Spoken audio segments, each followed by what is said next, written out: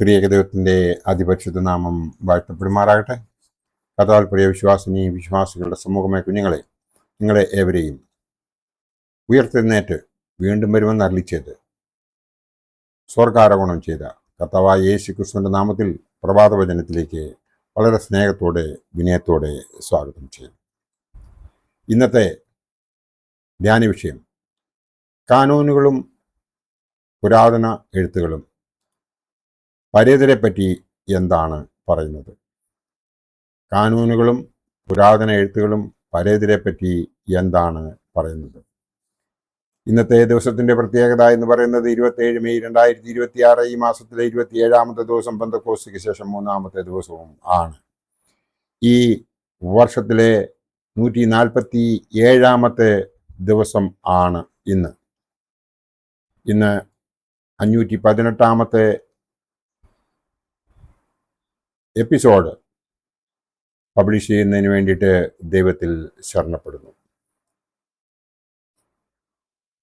പുരാതന ആരാധനാക്രമങ്ങൾ ഉണ്ടാക്കിയത് ആരാധനയ്ക്ക് ചിട്ടയും സമയക്രമങ്ങളും ആവശ്യമായിരുന്നതിനാലാണ്. ആ ഗ്രന്ഥങ്ങളിൽ നൽകപ്പെട്ടിരിക്കുന്ന പ്രബോധനങ്ങൾ സഭയുടെ പൊതു ആരാധനയാണ്. പാരമ്പര്യങ്ങളെപ്പറ്റി ഈ ഗ്രന്ഥങ്ങളിൽ കൂടി അറിവ് ലഭിക്കുന്നതാണ്. ഈ വിശുദ്ധ ബൈബിളുകളും സഭാ പാരമ്പര്യങ്ങളും പരസ്പര പൂരകങ്ങളാണ്. സഭയുടെ ജീവിക്കുന്ന ഓർമ്മയാണ് ബൈബിൾ. പുരാതന സഭയിലെ മതസംഗതിയായി ബൈബിളിന് അന്യമല്ലാത്ത സഭയിലെ ആരാധനയുടെ ക്രമങ്ങളാണ് കാനോൻ. കാനോനിൽ പരേതരോടുള്ള കടമകൾ നിർദ്ദേശിച്ചിട്ടുണ്ട്. പരേതർക്ക് വേണ്ടിയുള്ള ശുശ്രൂഷ, വിലാപയാത്ര, കബറടക്കം എന്നിവയും അവരോടുള്ള കടമകളായി നിർദ്ദേശിച്ചിട്ടുണ്ട്. പ്രാർത്ഥിക്കുക, ഉപവസിക്കുക, അനുഷ്ഠിക്കുക, അവരുടെ ഓർമ്മ ദിവസങ്ങൾ കർത്താവിൻ്റെ തിരുബലിയെ ഓർമ്മിച്ച് കൃപ യാചിക്കുക, കുർബാന കഴിക്കുക എന്നിവകളാണ് കടമകൾ.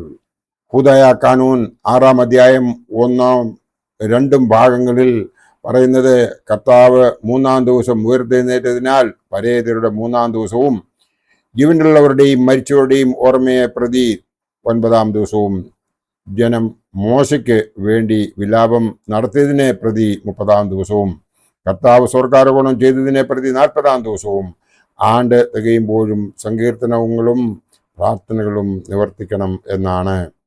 പരേതർ സുഹൃതവാനാണെങ്കിൽ അയാളുടെ ഓർമ്മയ്ക്ക് വേണ്ടി അയാളുടെ വസ്തുവകകളിൽ നിന്നും ദരിദ്രർക്ക് ധർമ്മം കൊടുക്കണം. തിന്മപ്പെട്ടവനായിരുന്നു എങ്കിൽ യാതൊരു ഉപകാരവും ഇല്ല. എന്നാൽ എല്ലാ വിശ്വാസികളുടെയും ഓർമ്മ നടത്തുവാൻ നമ്മൾ കടപ്പെട്ടവരാണ്. ഈ ഭാഗം കാനോനിൽ കാണാവുന്നതാണ്. പ്രൊട്ടസ്റ്റന്റുകാർ പ്രസിദ്ധം ചെയ്ത വേദപുസ്തകത്തിൽ ഇല്ലാത്തതും അപ്പോക്രിഫ ഇനത്തിൽ അവർ ഉൾപ്പെടുത്തിയിട്ടുള്ളതും സുറിയാനി വേദപുസ്തകത്തിൽ ഉള്ളതുമായ മക്കാബിയരുടെ 2-ാം അധ്യായം 39 മുതൽ 45 വരെയുള്ള വേദഭാഗം നാം വായിക്കുമ്പോൾ യഹൂദന്മാരുടെ BC 2-ാം ശതകത്തിലെ വിശ്വാസം സ്പഷ്ടമാക്കുന്നുണ്ട്. ആ ഭാഗത്തെ പ്രകാരം എഴുതിയിരിക്കുന്നു: യുദ്ധത്തിൽ മൃതരായവരുടെ ജഡങ്ങൾ ശേഖരിച്ച് ചാർച്ചക്കാരോടും കൂടെയും പിതാക്കന്മാരുടെ കല്ലറകളിൽ അടക്കേണ്ടത് ആവശ്യമായി വരികയാൽ പിറ്റേ ദിവസം അവർ പുറപ്പെട്ടു. എന്നാൽ നിഹിതന്മാരിൽ ഓരോരുത്തരുടെയും അടിക്കുപ്പായത്തിന് കീഴെ വിഗ്രഹങ്ങൾക്ക് നിവേദിച്ച രക്ഷാകവചങ്ങൾ അവർ കണ്ടെത്തി. ഈ ന്യായപ്രമാണം യഹൂദർക്ക് വിലക്കിയിരുന്ന ദൃശ്യ വസ്തുക്കളായിരുന്നു. അക്കാരണത്താലാണ് അവർ പെട്ടുപോയെന്ന് എല്ലാവർക്കും വ്യക്തമായി. അവർ പ്രാർത്ഥനയ്ക്ക് തിരിച്ച് ആ പാപം സമ്പൂർണമായി മായ്ച്ചു കളയണമെന്ന് പ്രാർത്ഥിച്ചു. ശ്രേഷ്ഠനായ യൂദാസ് ജനങ്ങളോട് പാപത്തിൽ നിന്ന് ഒഴിവായിരിക്കാൻ ആഹ്വാനം ചെയ്തു. അവൻ ഓരോരുത്തന് ചുമത്തിയ സംഭാവന പരിഹാര ബലിക്കായി യെരൂശലേമിലേക്ക് അയച്ചു കൊടുത്തു. ഉയർത്തെഴുന്നേൽപ്പിന് അവർ യഥാർഹമായ പരിഗണന കൊടുത്ത ഉചിതവും യോഗ്യവുമായ കൃത്യം. എന്തെന്നാൽ മൃതന്മാർ ഉയർക്കുമെന്ന പ്രത്യാശ ഇല്ലായിരുന്നെങ്കിൽ അവർക്ക് വേണ്ടി പ്രാർത്ഥിക്കുന്നത് മൂഢ്യവും മരിച്ചവർക്ക് വേണ്ടി സംവരണം ചെയ്തിട്ടുള്ള അത്ഭുത പ്രതിഫലം അവർ ലക്ഷ്യം കൊണ്ടതിനാൽ അവൻ്റെ ഉദ്ദേശ്യവും വിശുദ്ധവും ഭക്തിക്കും ചേരുന്നതുമായിരുന്നു.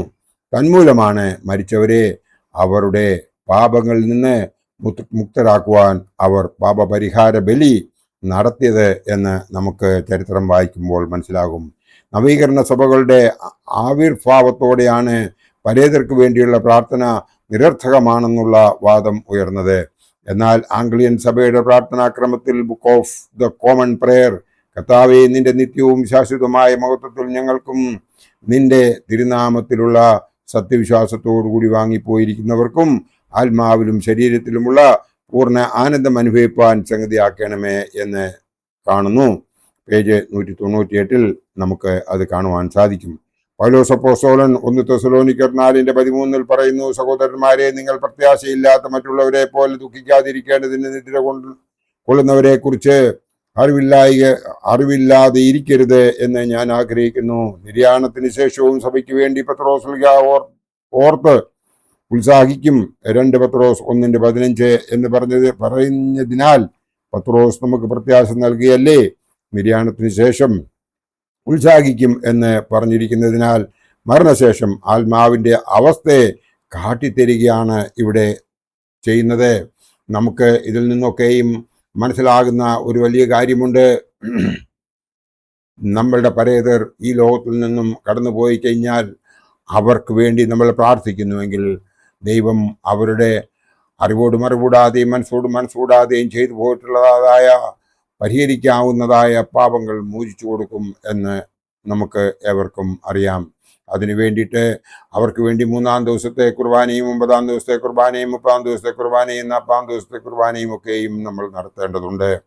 അങ്ങനെ ആ നടത്തുന്ന അവസരത്തിൽ അവർക്ക് അത് അനുഗ്രഹമായി തീരുകയും അവരുടെ മധ്യസ്ഥത മൂലം നമുക്കും നമ്മുടെ കുടുംബത്തിനും നാടിനും വീടിനും സഭയ്ക്കുമൊക്കെയും അനുഗ്രഹം ഉണ്ടാകുകയും ചെയ്യും എന്നതിന് യാതൊരു സംശയവുമില്ല. കാരണം ഹുദായ കാനൂൻ നാം വായിക്കുമ്പോൾ അതിൽ പിതാക്കന്മാർ എഴുതി വച്ചിരിക്കുന്നതായ കാര്യങ്ങളൊക്കെയും സത്യമാണ് എന്ന് അനുഭവത്തിലൂടെ നമുക്ക് ഓരോരുത്തർക്കും മനസ്സിലാക്കുവാൻ സാധിക്കും. ആയതിനാൽ നാം അതൊക്കെയും അതിൽ നിന്നൊക്കെയും ഉപേക്ഷ വിചാരിക്കാതെ നമ്മുടെ ഈ ലോകത്തിൽ നിന്ന് വാങ്ങിപ്പോയിരിക്കുന്ന പരേതർക്ക് വേണ്ടി നാം ഇടപെടാതെ പ്രാർത്ഥിക്കുകയും അതോടൊപ്പം തന്നെ അവർക്ക് വേണ്ടി ധൂപം അർപ്പിക്കുകയും ചെയ്യണം. അത് പിന്നെ അങ്ങനെ ഏത് വീട്ടിൽ ചെയ്യുന്നുവോ ആ വീട് അനുഗ്രഹീതമായിരിക്കും. ആ പരേതരുടെ മധ്യസ്ഥതയിലൂടെ കർത്താവായ യേശു ക്രിസ്തു അവൻ്റെ പരിശുദ്ധാത്മാവിനെ നമ്മിലേക്ക് അയക്കുകയും പരിശുദ്ധാത്മാവ് നമ്മുടെ കാര്യസ്ഥനായി പ്രവർത്തിക്കുമ്പോൾ ഈ ലോകത്തിൽ നമ്മൾ സന്തോഷപ്രദമായി ഈ ലോക ജീവിതം പൂർണ്ണമാക്കുകയും സ്വർഗരാജ്യത്തിൽ ഒരവകാശി ആകുന്നതിനും നമുക്ക് സാധിക്കും. അതിനുവേണ്ടി നാം ഓരോരുത്തരും ചെയ്യേണ്ടതായ ഒരു കാര്യമെന്ന് പറയുന്നത് ദിവസവും വചനം വായിച്ച് ഗ്രഹിക്കുകയും ഭക്തിഗാനങ്ങൾ മനസ്സിൽ തട്ടി പാടുകയും 2 നേരം എങ്കിലും പ്രാർത്ഥന മുഴുവനാക്കി അതായത് പൂർണ്ണ ഹൃദയത്തോടും പൂർണ്ണ ആത്മാവോടും പൂർണ്ണ മനസ്സോടും പൂർണ്ണ ശക്തിയോടും കൂടി നാം ദൈവത്തിൽ നമ്മെ തന്നെ സമർപ്പിച്ച് നാം പ്രാർത്ഥിക്കുന്നുവെങ്കിൽ ദൈവം നമ്മുടെ എല്ലാ നല്ല ആവശ്യങ്ങളും സാധിച്ചു തരുമെന്ന് മാത്രം ഈ അവസരത്തിൽ ഓർപ്പിച്ചുകൊണ്ട് എൻ്റെ വാക്കുകൾ ഇവിടെ ഉപസംഹരിക്കട്ടെ. ദൈവം നമ്മളെ എല്ലാവരെയും അനുഗ്രഹിക്കട്ടെ. നന്ദി, നമസ്കാരം.